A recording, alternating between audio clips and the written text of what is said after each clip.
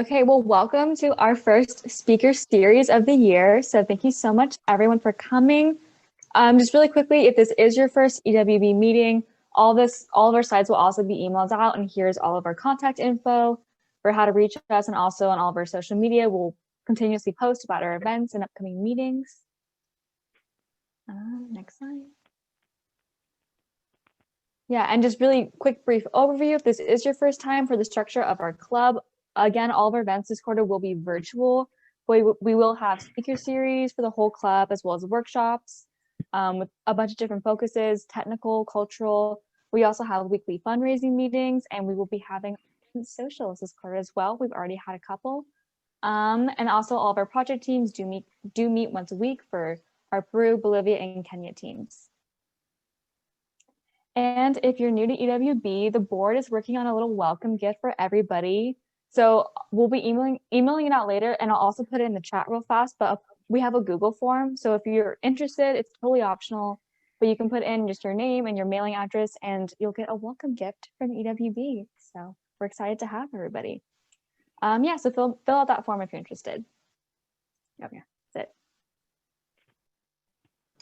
So this year we're going to start something a little bit new called involvement points, just to encourage people to attend the different things that we have to offer and learning from the different things that we're offering, like the speaker series and things like that.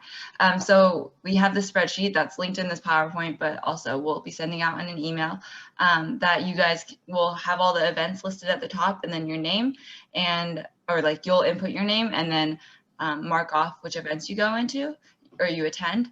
And then at the end of the quarter, each like event that you go to will be like a little raffle ticket pretty much. And then you'll be able to possibly win some cool merchandise. So yeah, we'd love it if you guys tracked your progress just so that we can see who's going to things and yeah, just become a good involved club.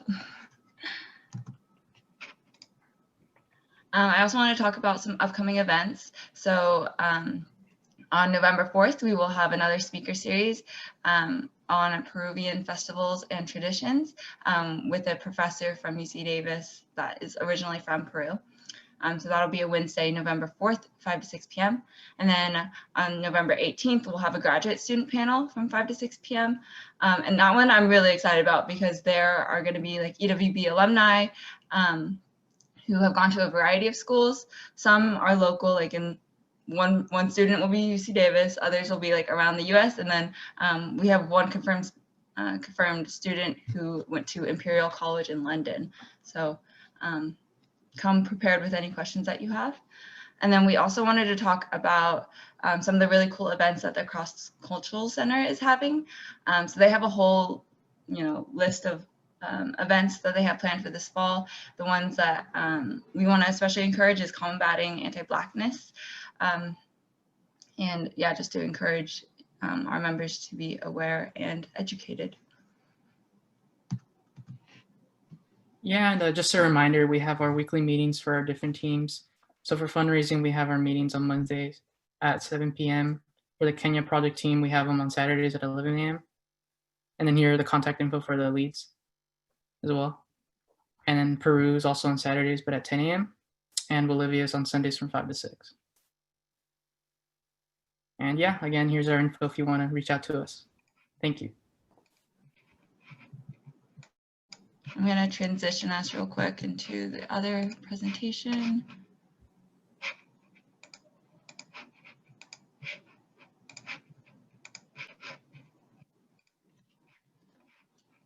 Okay, so today we have Melissa Montgomery. She has worked at Engineers Without Borders USA, the national organization, for 6 years. She served as a Peace Corps volunteer in Peru. She was also the professional mentor for the Princeton University student chapter of Engineers Without Borders, and now she is the Chief Design and Build Programs Officer at EWB-USA. So everyone, please give a warm welcome to Melissa. Thank you, Lauren. Can you guys hear me okay? Okay, great. Well, I'm really excited to be here, and I just want to, first of all, thank Lauren for inviting me participate in this. It sounds like you guys have some cool speakers coming up. So I'm pretty honored to be invited to join. So thank you to Lauren, and also thank you to the UC Davis team, all of you for attending tonight. I really appreciate it. So as Lauren mentioned, my name is Melissa Montgomery. I'll share a little bit more about myself and my experiences a little bit later on in this session, but really excited to be here. And Lauren has shared with me, and I see in your introductions that you guys have 3 projects going on, one in Bolivia, one in Peru, one in Kenya. And I think that's really great that you guys have so much going on for your organization there at UC Davis. So thanks for all of your work and contributions to support the mission of the organization. So I have a number of slides that I'm going to try to work through and stay within our time limit. And Lauren has kindly agreed to scroll through them. So if you could go to the next slide, we can go ahead and get started. All right. So this is really a brief outline of what I'm hoping to cover with you guys today. You know, I just did an introduction, my introduction. I'll do a brief high-level introduction to EWB-USA, and then I'll get a little bit more into my experience and how I got to be here with working with EWB-USA. I'll speak a little bit about the context of our work, kind of given kind of the challenges that we're facing. And then I'd like to just wrap it up with some, you know, some opportunities to share with you all on how you might get engaged maybe outside of your normal EWB-USA club there at UC Davis. And then I'll look at sharing some resources for you all. And all of that I hope will take about 35 minutes, and then we'll have a Q&A after that for about 10 minutes. All right, next slide. So this is kind of just giving you a context of why we're doing the work that we're doing as an organization.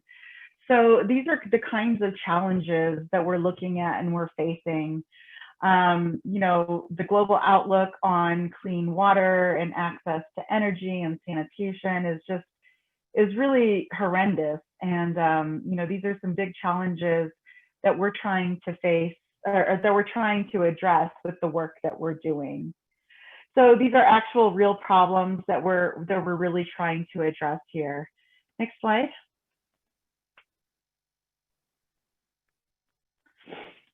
So this organization, EWB-USA, was really built upon trying to address some of these really global challenges that we're facing. The good news is that we have a great organization, EWB-USA, and you know, thousands of great volunteers like you all that are helping us to achieve the mission. So the mission of our organization is that we want to build a better world through engineering projects that empower communities to meet their basic human needs. But in addition to that, we also want to equip leaders to be able to solve the world's most pressing challenges. So if you think about our mission, I'll just go over our vision quickly too, sorry, I missed that. Our vision is a world in which every community has the capacity to sustainably meet their basic human needs. So when you look at a sort of our mission, you can see it's a little bit twofold. You know, we have the side where we want to address these huge needs that are out there with engineering solutions. But at the same time, we want to build these stronger global leaders through the volunteers that are doing this work. Next slide. So I just wanted to share kind of the strategy of the organization. And every 5 years, we do a strategic plan. And the last one that was completed was our 2015 to 2020 strategic plan. You can see the very high level goals of what that plan outlined. We wanted to broaden the reach and impact of EWB-USA, facilitate educational opportunities, and foster knowledge sharing within our organization and our partner communities, and then establish organizational stability for longevity.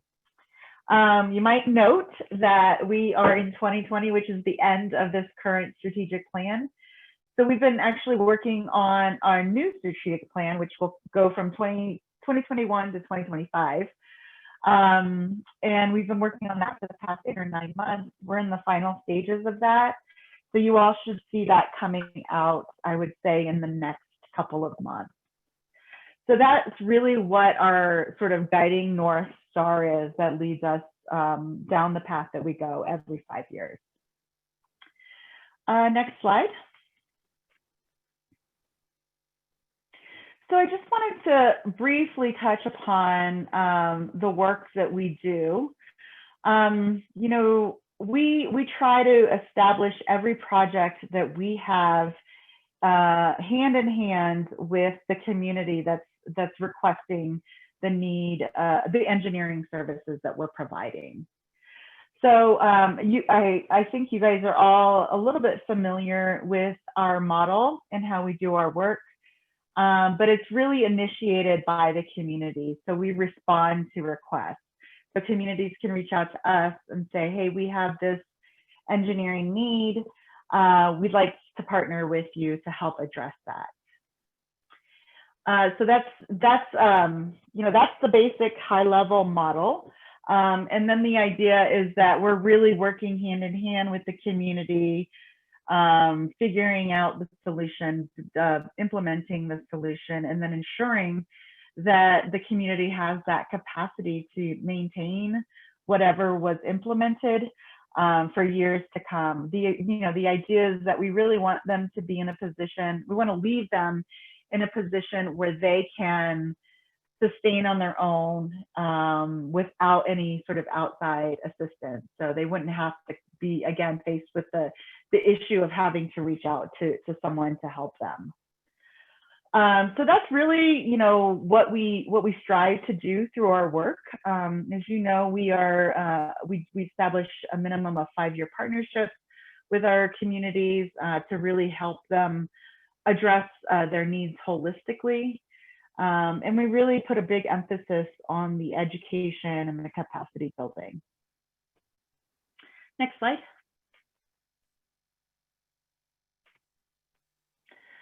So this slide, I just wanted to talk a little bit about our programming. So when EWB started back in 2002, we had one sort of program and delivery model, and that's known as the International Community Program. That's the one that you guys are involved with your projects in Bolivia and Peru and Kenya. And that's how we did our work for a long time. We had that one program and that's all we did. However, so in 2014, as we matured as an organization, these program delivery mechanisms expanded.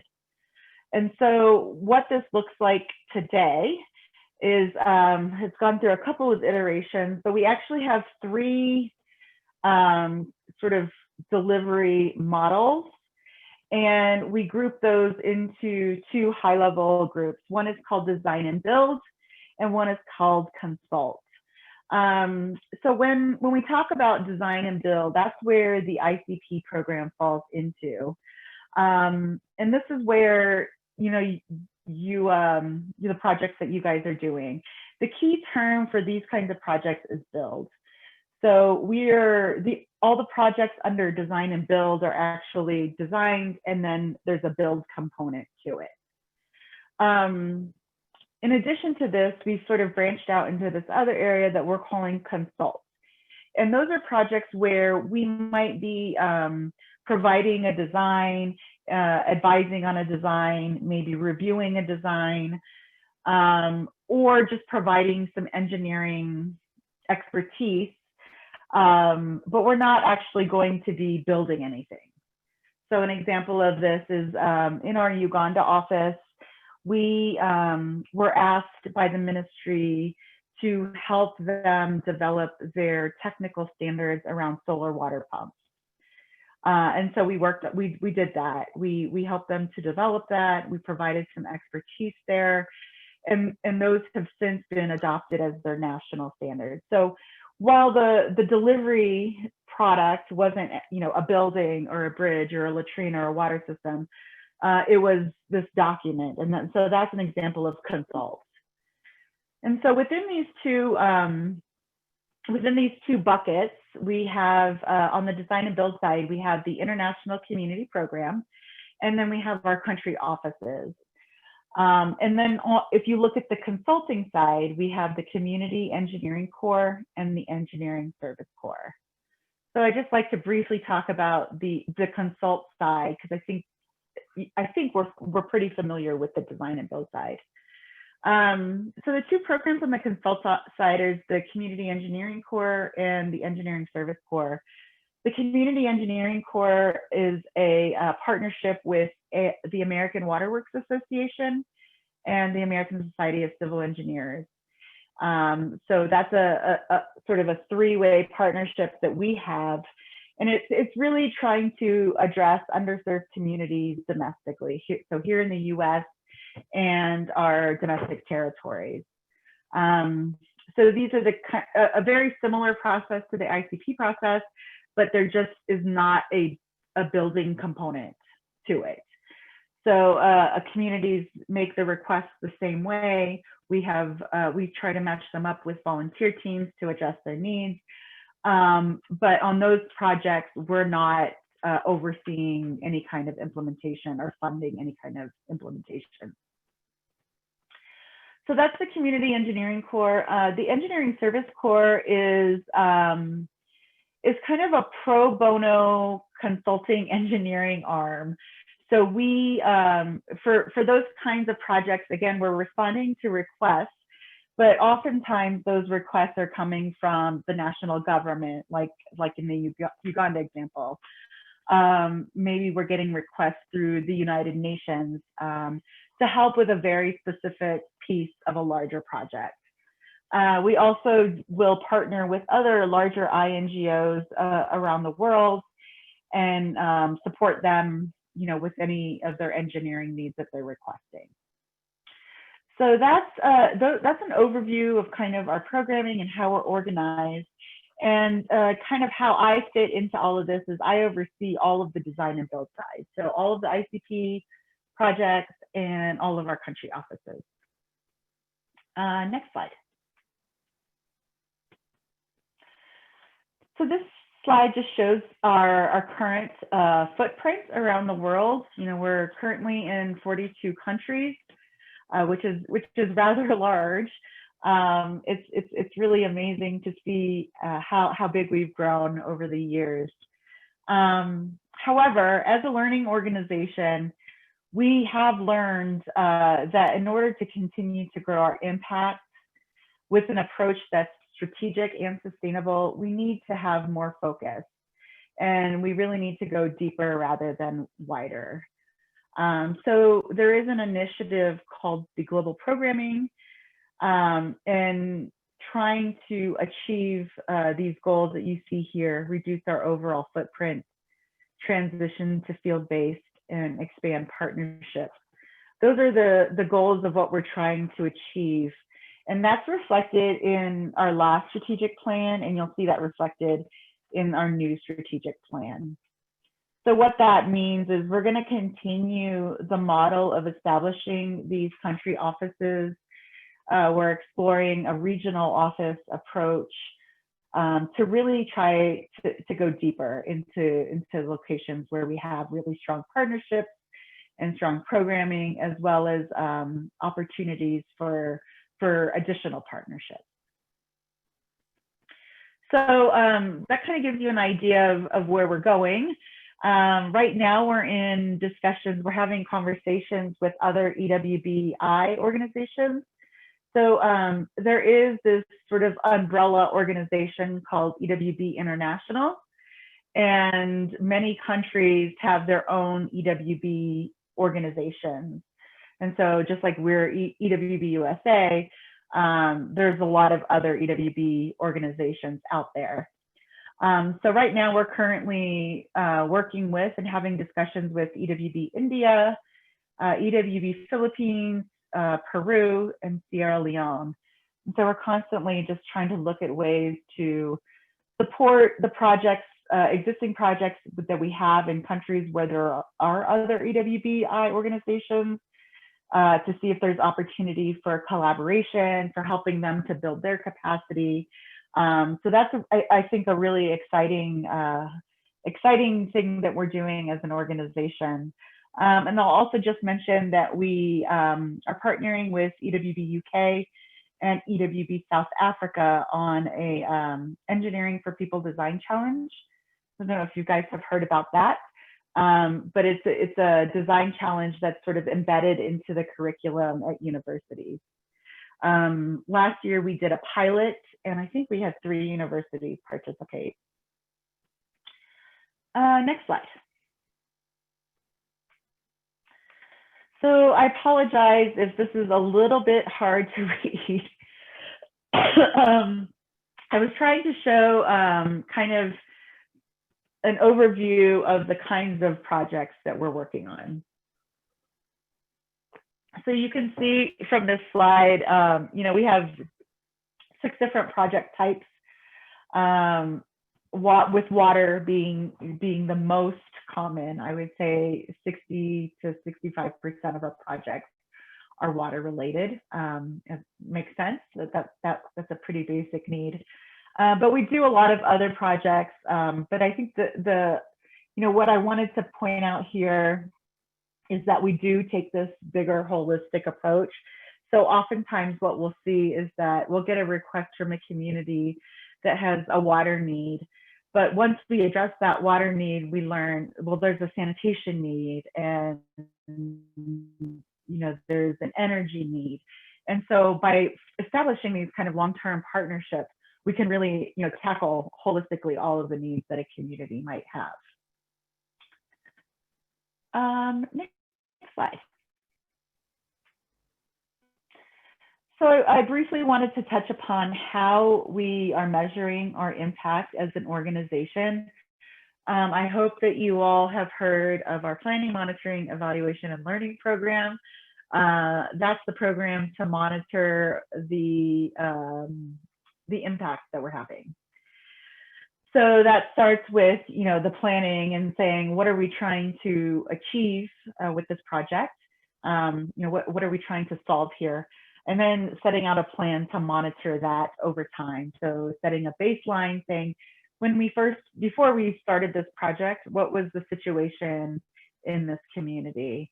So you document that over time. You know, as every time you're there, you're looking at what progress has been made. At some point, you're going to complete your project. And then typically a year passes and you go back and see, okay, how are things going with the community? Are they maintaining it? Is it still functioning?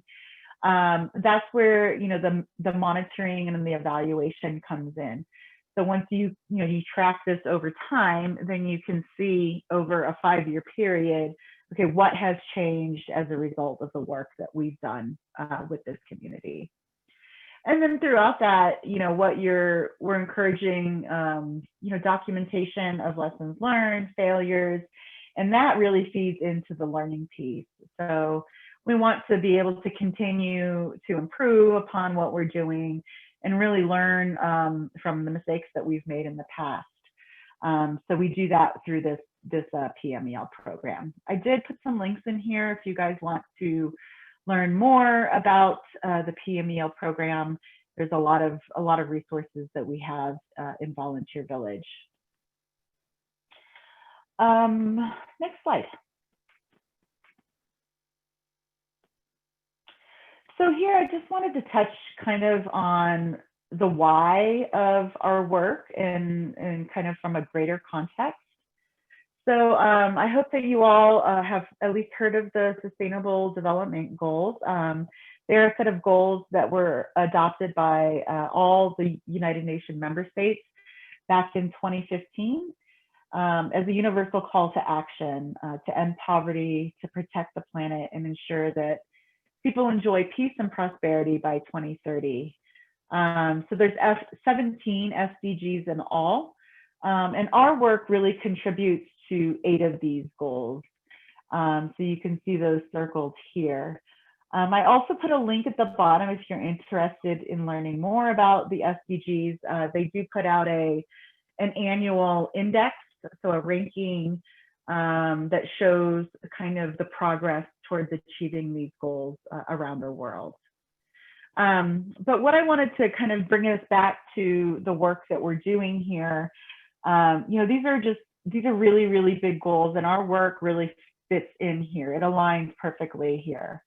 And when I talked about how we're measuring our impact with the planning, monitoring, evaluation, and learning program, that whole program was built upon aligning with these goals. And so when you have a project and you look at it in Volunteer Village, it will show you which of the goals your project is contributing to. So I think that's really exciting. I think it gives us a lot of credibility in this space. And this is really a collective if we're going to try to meet the targets that are outlined in these SDGs. Okay, next slide. So just wanted to kind of shift from kind of the community aspect to kind of the faces of what EWB, what we are as an organization. So kind of going back, I wanted to share kind of the founding story of how our organization started. And it started with a civil engineering professor at the University of Colorado in Boulder. He was invited to visit a community in Belize to assess the community's water supply. And when he went and visited, he learned that they lacked clean water, they lacked sanitation infrastructure. And after that visit, he came back to the University of Colorado and met with his engineering students and other sort of students from other areas. And they worked together to address this issue for this community in Belize. And they worked to install a clean water system. And he saw, Dr. Amade saw the power of that when he had that experience. And so what he wanted to do, his vision was to really harness the power of both professional and student engineers to complete these kind of similar low tech, but high impact projects to address the basic needs around the world. So at that time, that was back in 2002, they became the first student chapter. And that was how this all started. So without the volunteers, this organization really would not exist and be able to do the work that it does. So I wanted to make that very clear that we see here as staff, the volunteers are truly an extension of us. You guys are the ones that are really getting the work done. And we're really super grateful for that and to have you as part of this team. Okay, next slide. So this is just a summary of kind of the people behind the organization. We have about 10,000 active volunteers currently. I just checked in Volunteer Village a few days ago, and that's where we were. We have 238 chapters across the country. And of those, the majority, about 70%, are student chapters, and then about 30% are professional chapters. So we have both. And we even have chapters that are a combination of both students and professionals. So that's what we look like. Next slide. This slide here shows our current country office footprint as of a few days ago as well. So you can see we have 4 offices, excluding our office here in the US. And those are Nicaragua, Guatemala, Uganda, and our newest one is in Ecuador. We just started that hybrid office with a strong NGO partner that we have in both Ecuador and Bolivia. So you guys might be familiar with, some of you all on your Bolivia team might be familiar with Engineers in Action. So they are our partner. They also have an office in Ecuador. And so we've partnered with them. And that started at the beginning of this month. So now we have a dedicated program engineer and a dedicated regional coordinator to support all of our projects in Ecuador. The thing that I wanted to just highlight here is you can see that right now, even with these 4 offices in place, we have approximately half of our chapters working with at least one of these country offices. And I think that's just really exciting and great. And then if you look at the active projects, you know, we're at about 40% right now. And the goal is that in the next few years that you know, goes above 50%. And then the longer term vision would be that some point in the future, 100% of our projects will be in locations where we have staff on the ground. Next slide.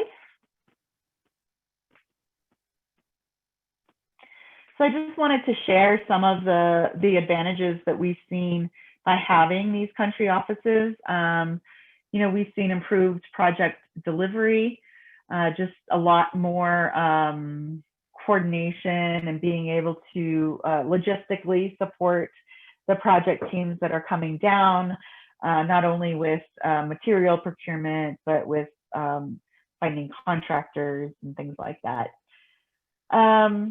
We also, you know, have seen that we have just a better opportunity when we have staff on the ground to, number one, be more aligned with the needs of that country. Each country, you know, has their own unique needs, and understanding those holistically can really help us have a greater impact. It also helps for us to expand and go deeper, because we can be there to establish and nurture those partnerships on the ground. And then finally, we see that there are increased funding opportunities. We've seen this particularly in Uganda, where the consulting side of our work has really taken off there, which is really exciting. Okay, one thing can we go back to the other slide? Sorry. One thing I just wanted to note is just, given this crazy year that we're in and the travel suspension for international travel, you know, there were a lot of projects that have been halted because of that. And just one of the truly amazing things that we've seen out of all of this like awfulness that's going on is that where we do have these offices, we were able to continue. We've been able to continue delivering projects, and not only that, we've been able to help respond. So that just, I think is an amazing testament, and really, really, you know, seals the deal for us that this is the way that we need to go. And so we'll continue with this model moving forward. I'll just put one more plug on this, and that's there is an upcoming conference or virtual event series coming up in November, and I'm recording a presentation kind of just focused on global programming and where we're looking for country offices and all of that. So if you're interested, please be sure to look out for that in Volunteer Village when we release those. Okay, next slide.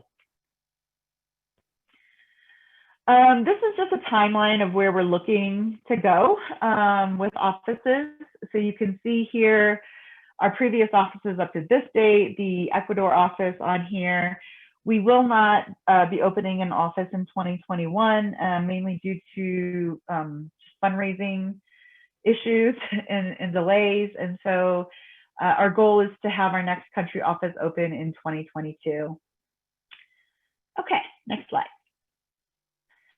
I noted this earlier, but we are going to have our strategic plan coming up. All right, let's move on. Next slide. Let's get to the good stuff, more interesting stuff.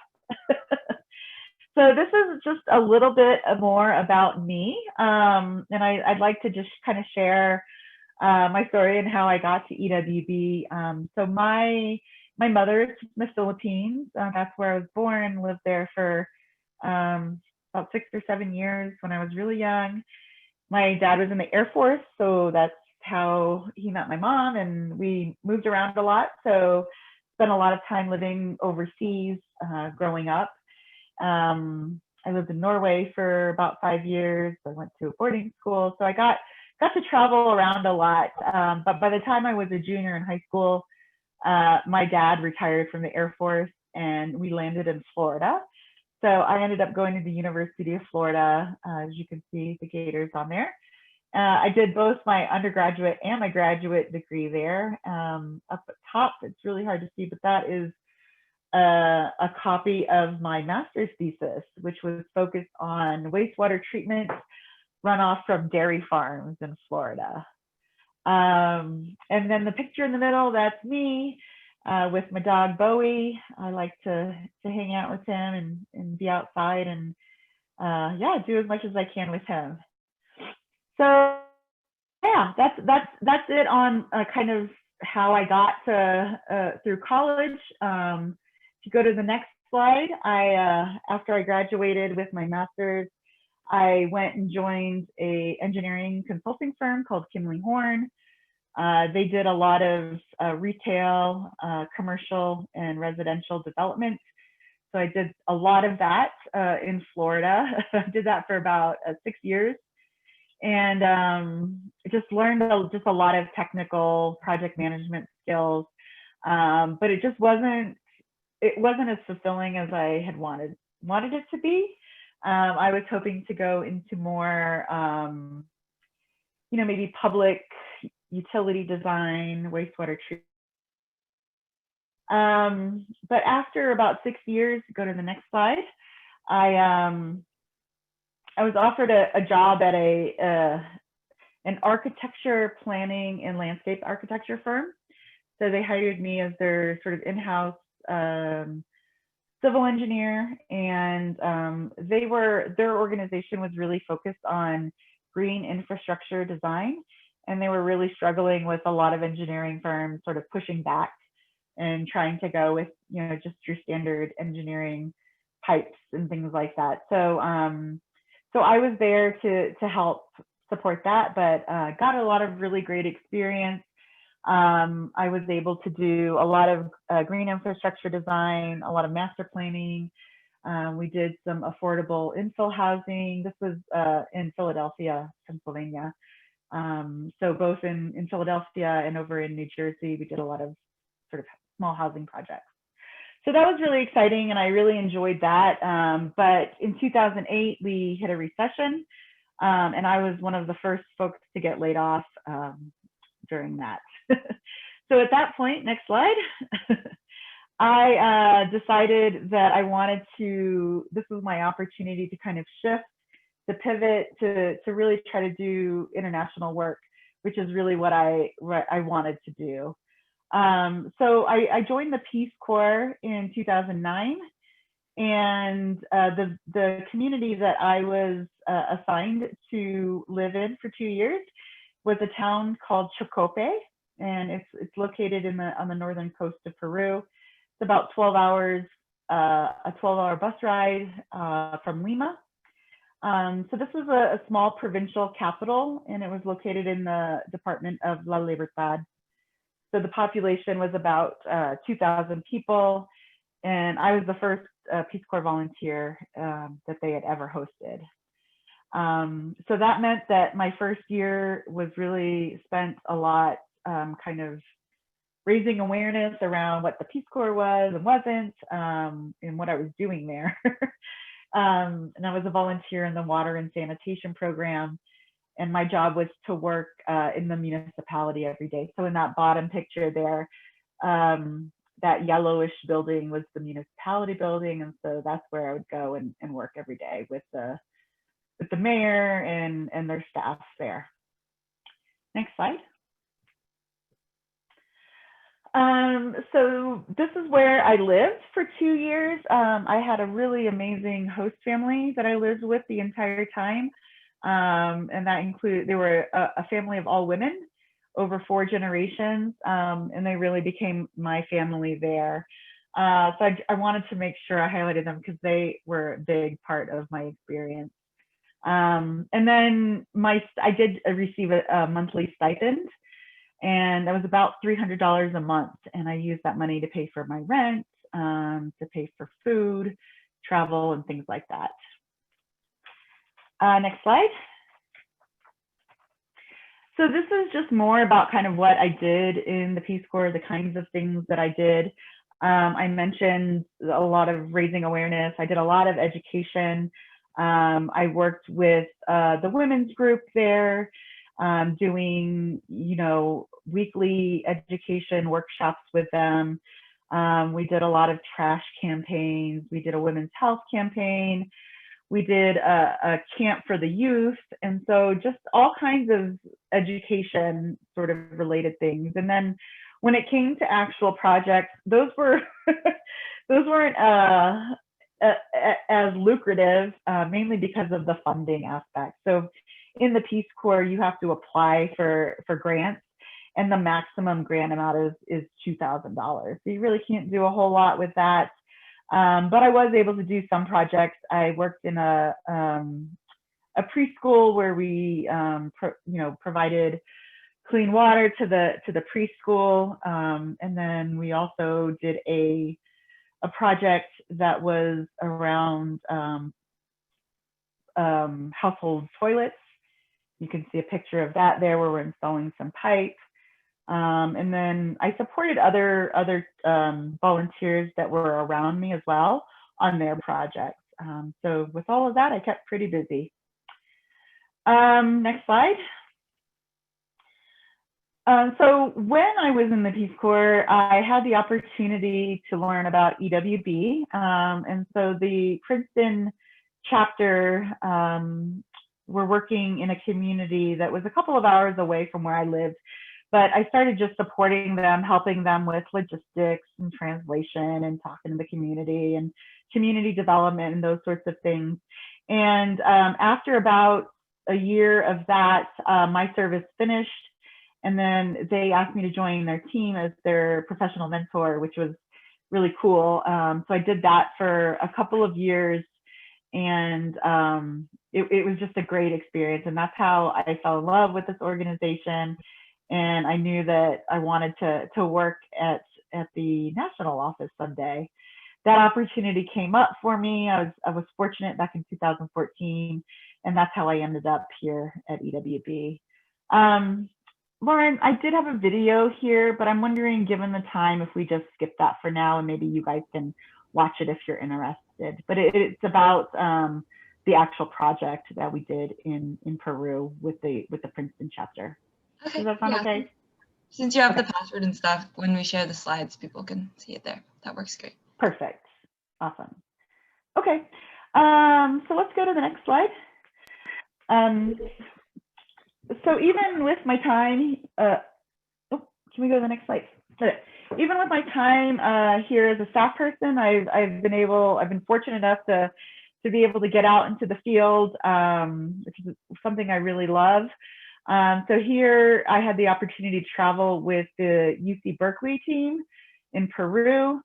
And then the next slide, I also had the opportunity to travel to Ecuador with the Denver Pro team. And so here are some of the photos that we took there. And then next slide. Most recently, earlier this year, before all travel came to a halt, I had the opportunity to go visit our Uganda office. And this office has been open for about 1.5 years now. And it was just a really great opportunity to see. So the top left is the actual office there. And then we were doing some work for a refugee settlement in the southern part of Uganda. We're working to install a solar pump for their water system so that they can have more consistent access to water. Next slide. All right. I'm going to try to breeze through these last few slides because I know we're out of time. I just wanted to provide some resources kind of to you all to give a little bit of context to our work. So there's been just a lot of discussion around, colonialism, white saviorism, anti-racism. So I think a lot of that is applicable to our work.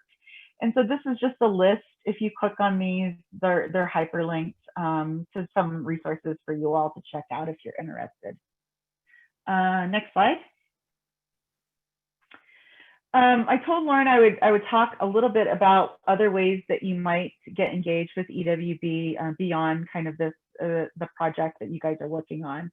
And particularly, I see when students graduate, they kind of feel a little bit lost about, how do I stay involved? I don't know if I'm really a professional. So I wanted to just share this. And these are all different ways and opportunities to get involved outside of what you're already doing. We do have organizational leadership roles. So for some of you that are, in the role of president or maybe an officer, if that's something that you're really into and would like to continue, there's certainly opportunities beyond, chapter president. There's regional leadership roles and beyond. Obviously, there's the professional chapter route, and we also have standing content committees. So if you are particularly interested in, say, learning more about structures, we have a standing content committee that you could join. You can apply to join, where they focus on resources around that specific technical expertise. We also, as I mentioned earlier, have design challenges. This year we did our first hackathon. And so I think those kinds of things will continue. So those are other ways to engage. And then, if you do go into the workforce and work for a corporation, or we do also have corporate teams. So just spreading the word within your organization is a great way to get engaged as well. Next slide. Here are just some, again, I'm not going to go through this. There's just more resources. I wanted to make sure that you guys are aware of these and this is out there for you. And then next slide. These are just some extra readings in case you're interested. There are some recommendations. And then I mentioned Bernard Amadei, who is the founder. He does have a TED Talk. I added it there if you're interested in seeing that as well. Next slide. Oh, that's it. Thank you, guys. The very last slide is just how you can contact us and be in touch with us on social media. So with that, I'll stop and see what kinds of questions that you guys have. Thank you so much.